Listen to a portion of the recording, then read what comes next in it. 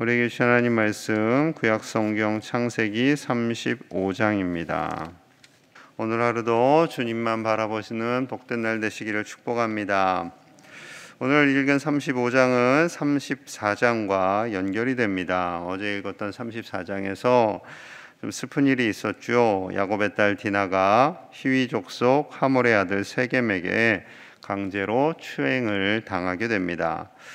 이로 인해서 분노한 오빠 시몬과 레이는 하몰과 세겜에게 할례를 해야 디나를 줄 수 있다라는 조건을 달아서 성읍의 모든 남자들이 할례를 받게 합니다. 그리고 시몬과 레이가 칼을 가지고 가서 성읍을 기습하고 남자들을 다 죽이게 되지요. 크게 사건이 확대된 겁니다. 야곱이 모든 사실을 알게 되었고요. 야곱의 반응이 이러합니다. 창세기 34장 30절이에요. 야곱이 시므온과 레이에게 이르되 너희가 내게 화를 끼쳐 나로 하여금 이 땅의 주민 곧 가나안 족속과 브리스 족속에게 악취를 내게 하였도다. 나는 수가 적은즉 그들이 모여 나를 치고 나를 죽이리니 그러면 나와 내 집이 멸망하리라. 나와 내 집의 가족들의 숫자가 적기 때문에 이 일로 인해서 가나안 족속과 브리스 족속이 우리를 공격하면 우리는 다 죽고 말 것이다 라는 두려움이 임하게 됩니다. 야곱은 두려워서 이제 걱정이 되었고요. 염려가 되었고요. 불안한 마음이 확 몰려들게 됩니다. 마치 형 에서가 자기를 죽이려고 했던 그 상황처럼 된 거죠. 두려움에 덜벌 떨고 있는 야곱에게 하나님이 찾아오신 장면이 오늘의 본문입니다. 자, 1절 봅니다. 1절 함께 볼게요. 시작. 하나님이 야곱에게 이르시되 일어나 베델로 올라가서 거기 거주하며 내가 내 형 에서의 낯을 피하여 도망하던 때에 내게 나타났던 하나님께 거기서 제단을 쌓으라 하신지라. 아멘. 일어나, 하나님께서 무언가 큰 요청을 하실 때 일어나라는 표현을 쓰십니다. 베델로 올라가서 너가 형 에서의 낯을 피하여 도망하던 그때 하나님께 소원했던 그 장소에 가서 하나님께 예배해라 라는 겁니다. 제단을 쌓으라 라는 것은 하나님을 예배하라 라는 거죠.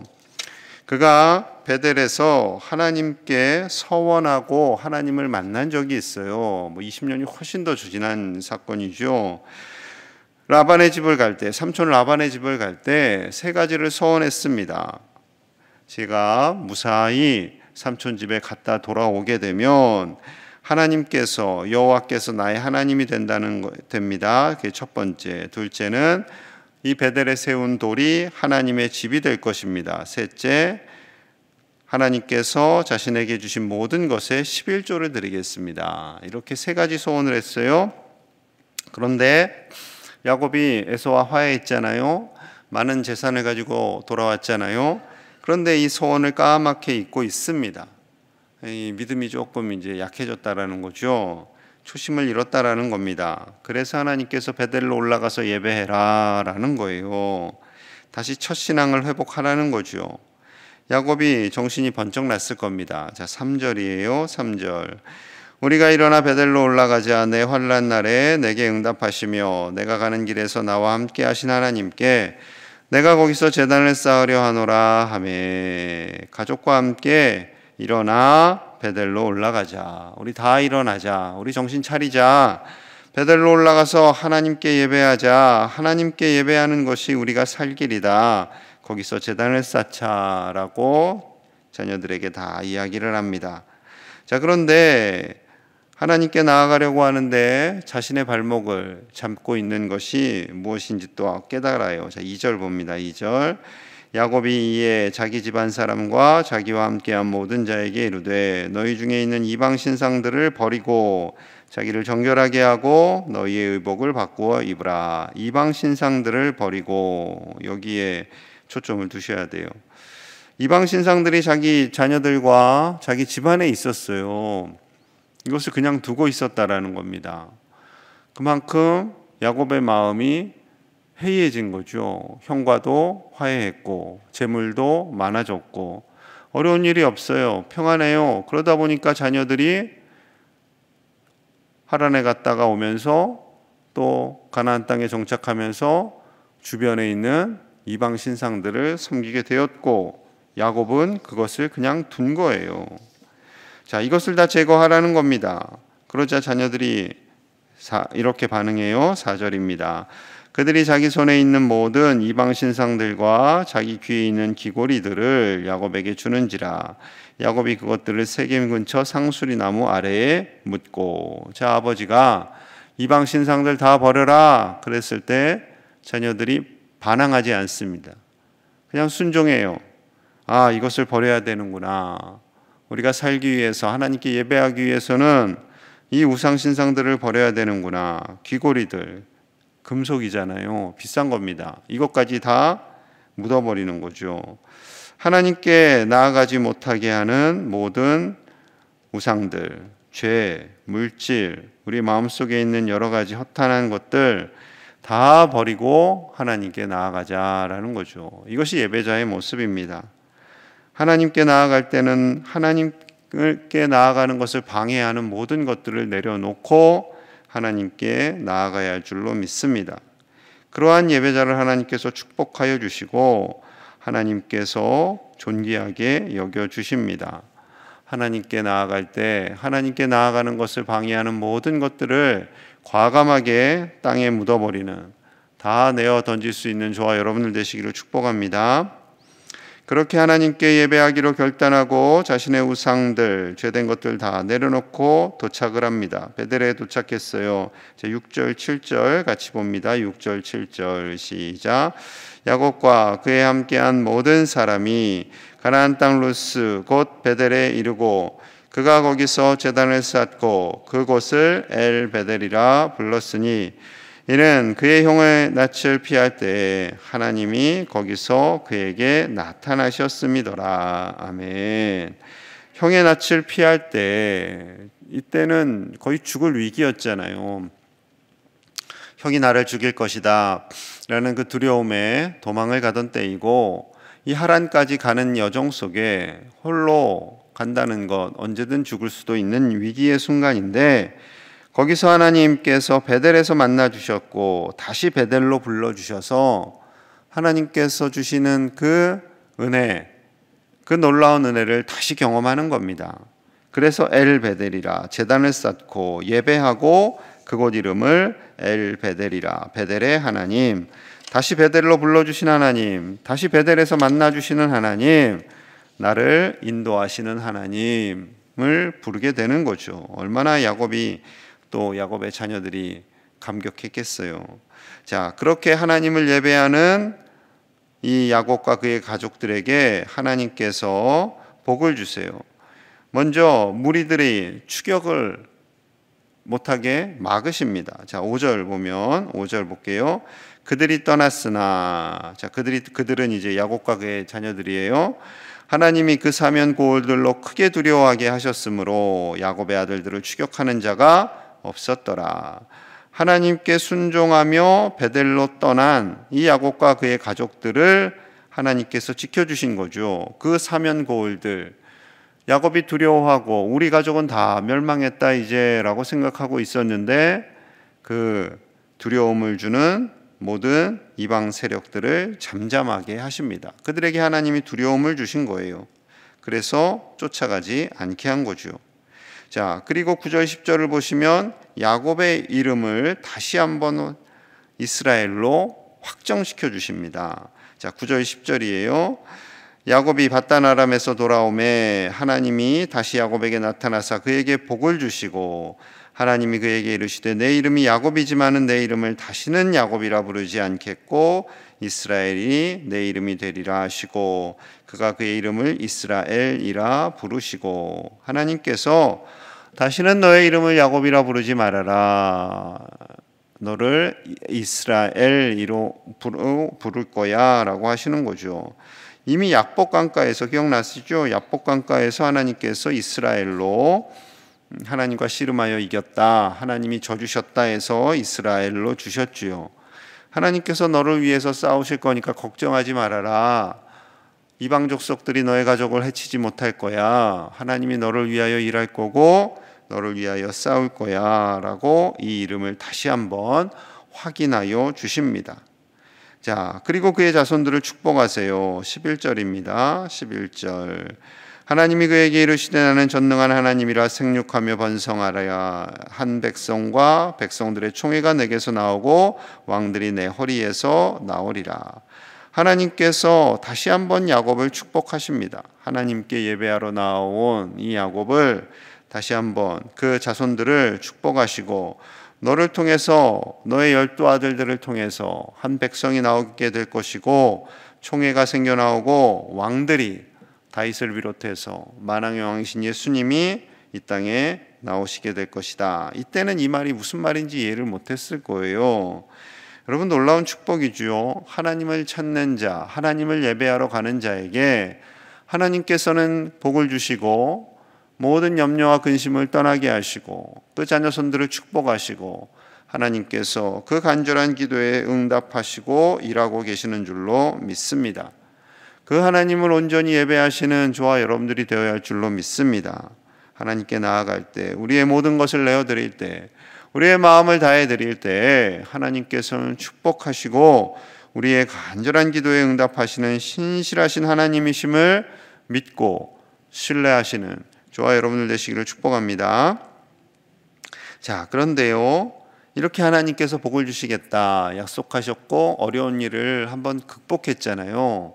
그러면은 쭉 평탄한 일만 있어야 될까요? 그렇지 않습니다. 평탄한 일만 있으면 참 좋겠는데 그렇지 않아요. 자, 18절 보시면 18절 같이 볼게요. 시작.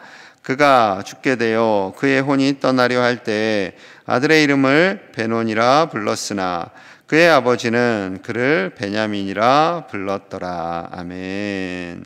자, 라헬이 둘째 아들 베냐민을 낳다가 천국에 가게 됩니다. 옛날에는 그런 일이 많았잖아요. 아기 낳다가 산모가 죽는 일. 지금 그 상황이에요. 라헬이 너무나 속상해요. 너무나 아파요. 내가 아기를 낳으면서 죽게 되는구나. 그가 죽게 돼요. 라헬이에요. 그의 혼이 떠나려 할 때 죽기 직전에 태어난 아들의 이름을 베노니의 뜻은 슬픔의 아들, 슬픔의 아들이라고 이름을 짓습니다. 그러니까 이 야곱이요, 이름을 바꿔버려요. 이 아이는 베노니가 아니야, 베냐민이야 해서 그의 아버지는 그를 베냐민으로 불렀더라. 베냐민은 오른손의 아들, 오른손에 힘이 있잖아요. 능력의 아들, 하나님께서 도와주셔서 모든 전쟁에서 이기는 아들, 용감한 아들, 담대한 아들, 그런 뜻입니다.